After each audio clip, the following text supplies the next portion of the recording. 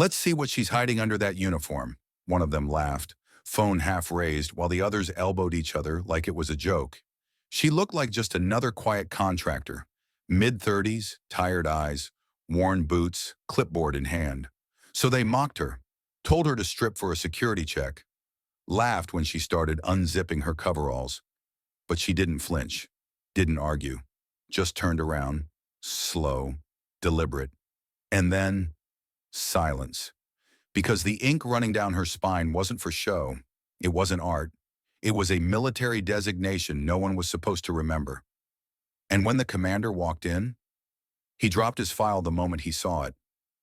What they saw next, no one was ready for it. She didn't look like trouble.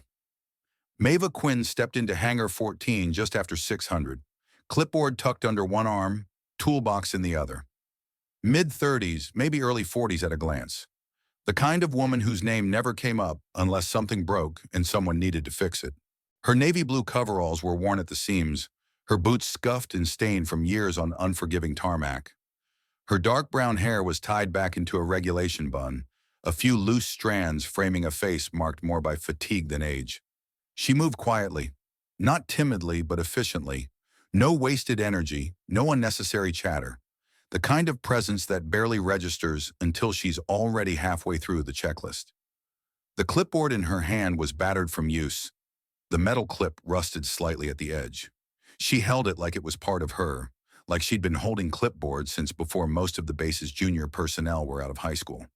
There was nothing flashy about her, no attitude, no drama, just a woman with a job to do and no interest in drawing attention while she did it. Her eyes, however, those were harder to ignore. Deep-set, quiet, and alert. The kind of eyes that scanned a helicopter's fuselage like it was speaking to her. Tired eyes, yes, but sharp. The kind that had seen more than anyone gave her credit for.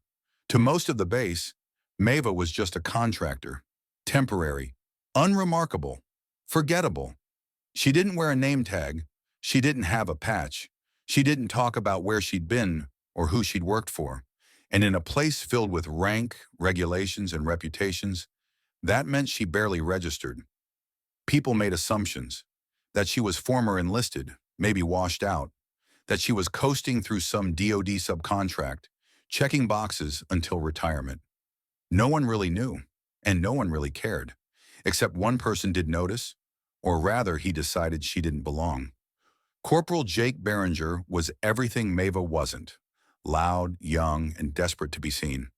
22 years old with more ego than experience, he had graduated from his technical school 2 months earlier and had yet to find his place on base. His uniform was always pristine, his boots mirror-polished. He barked orders even when no one was listening, and his favorite pastime was flexing his rank over anyone who didn't push back. Jake had been passed over for promotion twice already, and it stung. Some of his classmates were already team leads. He wasn't. His last maintenance inspection had come back flagged. Tool miscounts, log errors, rookie mistakes. The kind that made NCOs look bad. So when he saw Maeva standing near Bay 3, scribbling something on a pre-flight report without even glancing up as he approached, he saw a target. She didn't salute him, didn't even acknowledge him at first. To Jake, that was enough. There was something about her silence that unnerved him. She wasn't intimidated. She wasn't impressed. She didn't defer to his presence, and in his world, that made her a problem. That morning, he watched her from across the hangar, lips curling into a smirk as he whispered something to a group of junior airmen. None of them had ever seen her raise her voice. None of them had ever seen her lose her cool. And Jake was convinced that meant she had something to hide. So he walked over, chest puffed, voice raised, just loud enough for the others to hear, and said the line that started it all. "You got clearance for that clipboard, ma'am? Or just here to look useful?" Maeva looked up, and in that quiet second, something shifted. Not in her voice, not in her face, but in the way she turned to face him. Like she was checking her tools, deciding which one to use. What came next would echo far beyond that hangar, but at that moment, no one saw it coming. Not even Jake. It didn't take long for things to spiral. Corporal Jake Behringer had made his decision. Maeva Quinn was an easy target. She looked tired, unarmed with rank, and didn't talk back. In his mind, she was the perfect outlet for the week of frustration piling up like hangar grease in his boots. His tone turned sharper, performative, loud enough for others to hear, for others to watch. "Gonna need to verify your clearance for avionics access," he barked, arms crossed, boots planted. Maeva didn't blink. "Structural assessment includes avionics mounting points," she said calmly. Behringer smirked. "Regulations just changed. Electromagnetic protocols. Can't have unverified electronics near sensitive systems." He gestured vaguely to the clipboard she held, as if the very object was a national security threat. A few nearby mechanics, Specialist Roman, Airman Patel, and Private First Class Dylan, had been pretending to check equipment, but the moment Behringer's tone changed, they drifted closer. Not because they were concerned, because they smelled entertainment. One of them pulled out his phone, thumb hovering over the camera app. Maeva handed over a folder. Simple stamped regulation clearance papers. He took it like it was evidence in a criminal case, flipping through it theatrically. "Gonna need a compliance check," he added louder this time. "Full strip down. No embedded transmitters, no hidden tech." That was a lie. Everyone knew it. Even Tech Sergeant Wilkes, the duty supervisor at the front of the hangar, looked up with a narrowed stare. But he didn't step in. Not yet. Sometimes letting young airmen hang themselves with their own rope was the better lesson. Maeva didn't argue. She didn't protest. She just set the clipboard down on the nearest workbench, the metal clip snapping softly against steel. The sound was surgical, controlled, deliberate. A warning shot that no one recognized for what it was. She reached for the zipper of her coveralls. "Wait, is she actually doing it?" Roman whispered, phone now recording. The fabric slipped down, revealing a simple gray undershirt, clinging slightly from the desert heat. Her movements were slow, controlled. Her sleeves tied at her waist, arms at her sides. She didn't look embarrassed. She looked like someone following orders she had heard before. In worse places, under worse circumstances. "Turn around," Behringer said smugly. "Full visual inspection." The other men chuckled. Patel grinned. Dylan elbowed Roman, whispering, "This is going viral." Maeva turned. No words, no sigh. Just a slow pivot, the kind that made time feel thick. And then, silence. The kind that presses in on your ears. The kind that makes machines seem quieter, even if they're still running. Because the ink on Maeva Quinn's back wasn't decoration. It wasn't some tribal souvenir or weekend rebellion. It was a vertical chain of symbols, sharp and clean, running straight down her spine. A downward-pointing triangle. A line of bold coordinates. V03147. And at the base, the silhouette of a black bird of prey.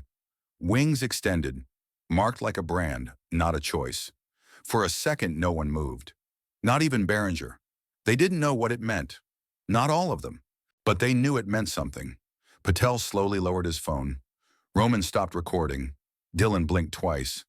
The tattoo was too sharp, too specific. It wasn't aesthetic. It was operational. In the far corner, Sergeant Wilkes stood up from his chair. His face had gone pale. Maeva stood there, back exposed, eyes straight ahead, her breathing steady. And in the stunned silence that followed, heavy footsteps echoed across the hangar. Boots with purpose. A presence entering the space like cold wind before a storm. Colonel Adam Reeves stepped in, flanked by two senior officers, his voice in mid-sentence. Until he looked up. He saw her, saw the tattoo, and the folder in his hand slipped from his grip and hit the floor with a flat, final slap. He didn't say her name. He just whispered, "Oh, hell!" Because Reeve had seen that mark before. Once, a decade ago, on a report that was supposed to have been burned. And now it was standing in front of him. Not as a ghost, not as a story, but as a woman they all thought was nobody. Colonel Adam Reeve didn't freeze often. He was known around Falcon Ridge as the kind of officer who kept his cool when engines caught fire, when young lieutenants fumbled protocol, even when Washington sent down contradictory orders that made no sense on paper. But in that moment, staring across the hangar at the tattoo running down Maeva Quinn's spine, the air around him seemed to stop. The folder slipped from his hand like gravity had turned up its intensity. His two escorts, a major and a captain, looked confused. One opened his mouth to speak, but Reeve didn't move. He just kept staring, because he recognized it. That triangle wasn't random. The coordinates weren't gibberish. And the bird, the stylized raptor with outstretched wings, that was the mark of a ghost. Specifically, a ghost that wasn't supposed to exist anymore. Reeve stepped forward slowly, eyes locked on Maeva. Her back was still to him, spine straight, expression unreadable. He hadn't heard that call sign in 10 years. He stopped 2 feet in front of her and said softly, almost reverently, "You can get dressed, ma'am." Maeva nodded once wordlessly and pulled her coveralls back up. She moved with precision, with the detached calm of someone who had done this before. Maybe under far worse circumstances. Her hands didn't shake, her shoulders didn't flinch, and the silence in the room deepened, thick as metal. Reeve turned slightly, glancing at the group of junior personnel who had just been recording her humiliation a moment ago. His gaze didn't linger long, but it was enough. Phones disappeared, mouths shut, spines straightened. Then he stepped closer to Maeva, just enough that the others couldn't hear. "That mark? Task Force Viper, last operational record, Afghanistan 2011. Infiltration gone bad. Team presumed KIA. Maeva didn't look up from the clipboard she had retrieved. "Not everyone stayed dead," she said. Reeve let out a slow exhale, not disbelief, but recognition. He remembered the reports, the redacted documents, the post-action summaries that were pulled minutes after they were filed. He'd been a major then, working intelligence liaison at Bram, one of the only officers with temporary access to Tier 6 Black Ops. The mission had been labeled Echo Salt, a deep insertion op behind Taliban lines to intercept weapons meant for chemical warfare deployment. 7 went in. Only 1 signal returned. No body was recovered, no debriefing ever filed. The surviving operator had reportedly walked out after 12 days in enemy territory. That operator had vanished after, buried under new credentials, wiped from all systems except the human memory of those few who had clearance and the misfortune to know what had really happened. Now she was standing in front of him, disguised as a contractor holding a clipboard. "There are no records of your debrief," he said carefully. "No ID matches, no unit follow-up." Maeva finally looked at him. "That's the point." She said it flat, like a mechanic reading oil pressure. No resentment, no pride, just fact. Reeve took a moment to study her expression. Not just her eyes, but the way she stood, the subtle way her shoulders aligned when she scanned the hangar. She wasn't just aware of the room, she had mapped it. Escape routes, potential threats, weight-bearing beams. The instinct of someone who had lived on reflex long after protocol ran out. "They told us you didn't make it out," he said. "That's what they needed you to believe.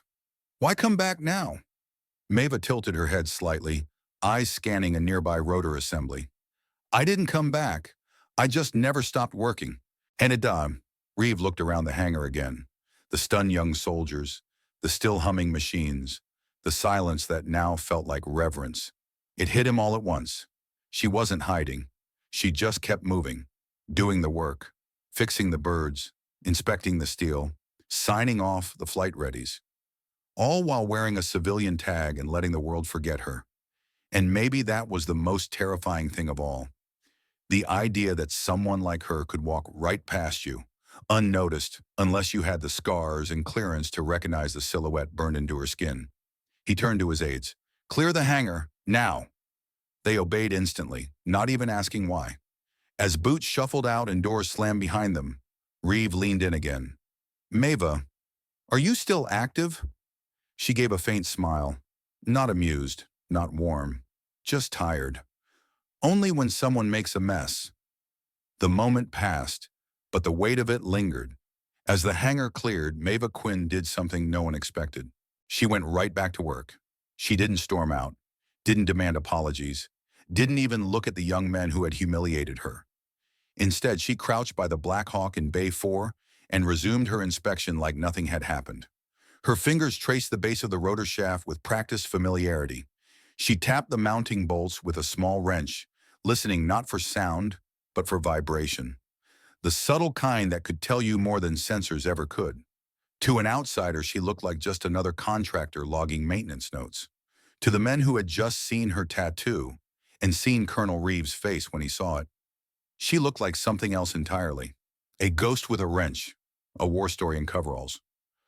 Back by the workbench, Specialist Roman stood frozen, eyes darting between Maeva and the space she had stood moments earlier. The phone in his hand felt heavier now, dirtier. He locked the screen and slid it into his pocket like it might explode. Airman Patel was staring at the floor, lips pressed tight, while Private Dillon, suddenly quiet, busied himself rearranging tools that didn't need rearranging. The tension in the air had shifted. It wasn't just guilt. It was the slow, dawning awareness that they had stood in the presence of someone who had done more, seen more, survived more than any of them could imagine. No one laughed now. Colonel Reeve hadn't left either. He stood off to the side, arms folded, watching Maeva work with a look that mixed respect with concern, like a commanding officer seeing a retired sniper assembling a rifle at a picnic table. After a few minutes, he stepped toward her again. He didn't bark orders. He didn't ask her to stop. He spoke gently, as if approaching a sleeping tiger. "You don't have to stay here," he said. "I can pull strings, get you reassigned, somewhere quieter. Civilian logistics at base ops. No kids playing soldier." Maeva glanced over at him without standing up. She was still crouched, hands brushing along a hydraulic line. "This bird's been pulling left in hover," she said. "Probably off by 2 millimeters. You'll feel it in crosswinds." Reeve gave a short breath. Not quite a sigh, not quite a laugh. "You're ignoring my offer." Maeva stood finally, brushing dust off her gloves. "I'm not here for the noise," she said. "I'm here for the aircraft. You shouldn't have to tolerate what just happened. I've tolerated worse. And these machines, they don't lie. If they're broken, they tell you, loudly. Humans, not so much." She stepped around to the tail boom and ran her hand along the rivets. Reeve followed her gaze. "You still carry it all, don't you?" he asked softly. She didn't answer right away. Instead, she pointed to a faint scoring on one of the tail blades. "This was flagged for overhaul in 4 months," she said. "It won't make it that long." Then she turned to face him fully. "I carry the mission. That's all that matters."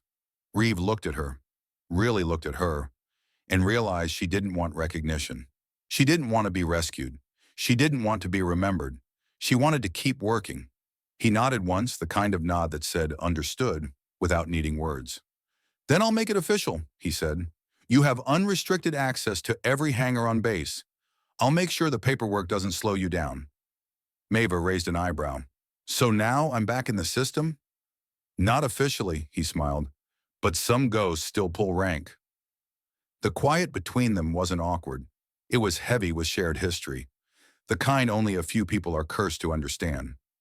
As Reeve turned to leave, he paused once more. "Maeva, that kid, Behringer, you want him reprimanded?"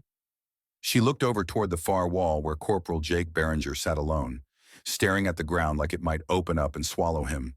His earlier arrogance had melted into something raw, shame, maybe even fear. Maeva shook her head. "He learned the hard way. That sticks longer than a write-up." Reeve didn't argue. He understood. Some lessons have to be felt, not filed. He left her then, boots echoing lightly against the concrete as he crossed the hangar and disappeared into the sunlight outside. Maeva stayed. She checked another strut, logged another torque setting, wrote in her notes with the same tidy block letters she'd used on mission briefings a decade earlier. The noise returned gradually.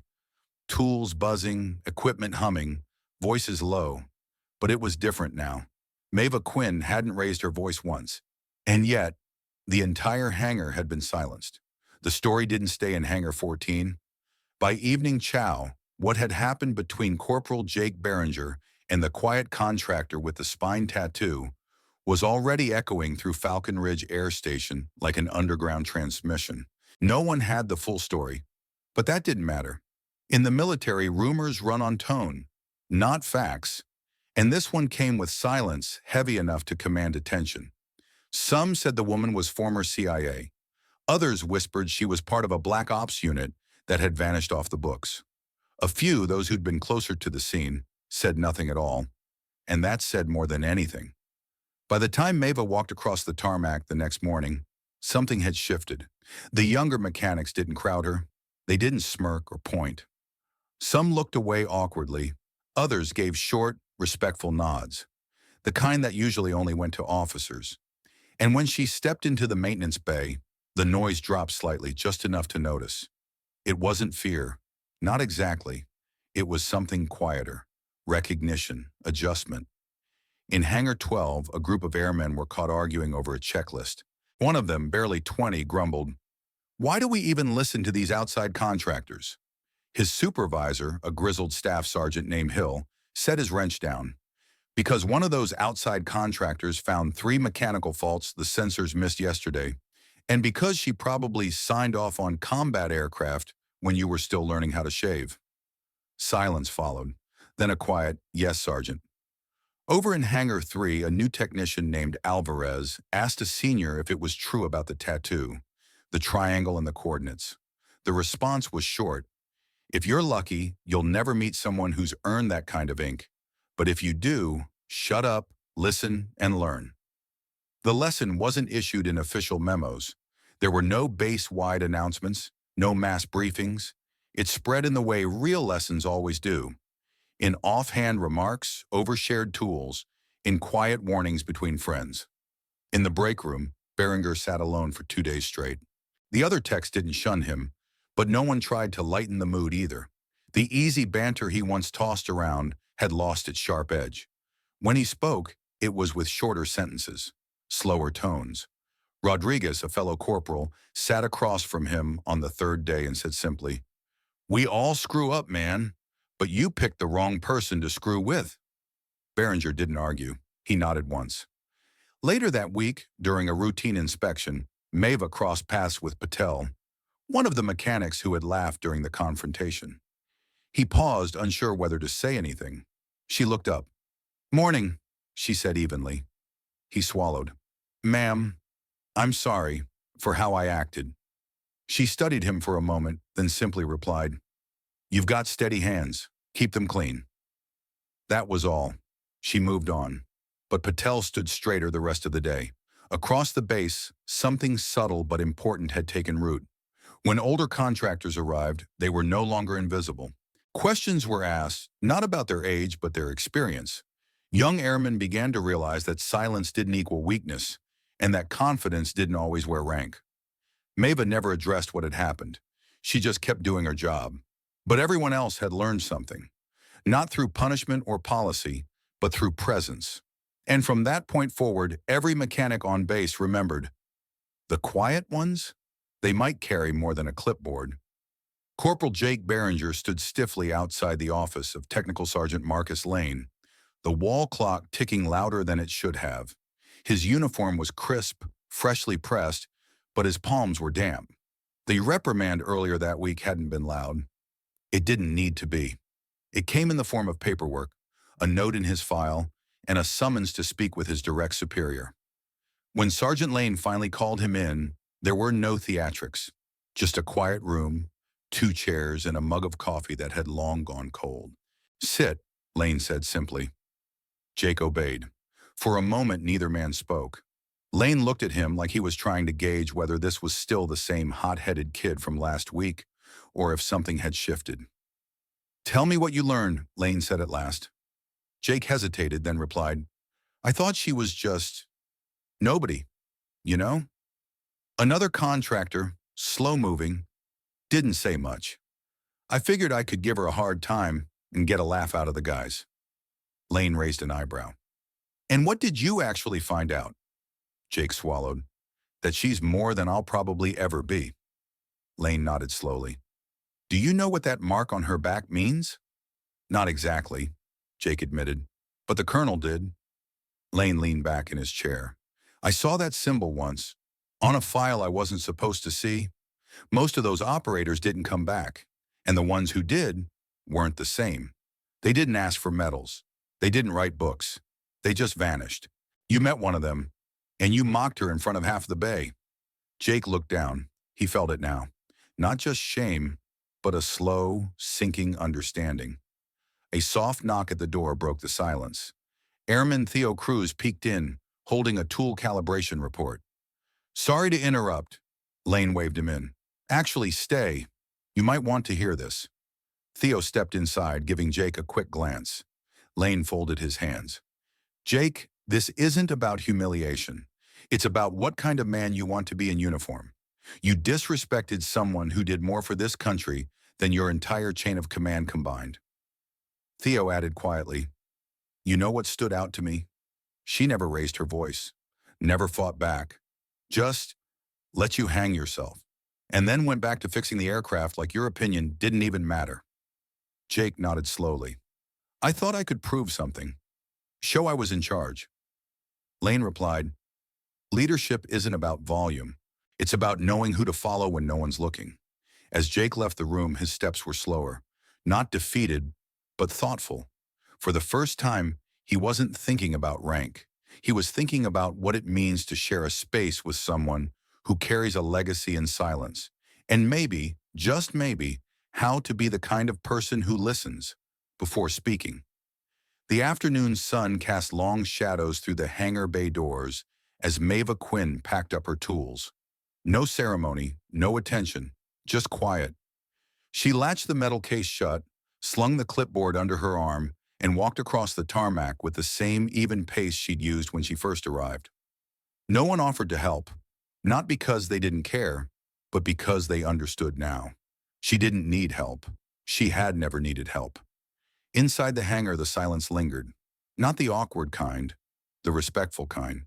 The kind that follows after something sacred, something quietly profound. Like the silence that follows a folded flag or the sound of a name read aloud on Memorial Day.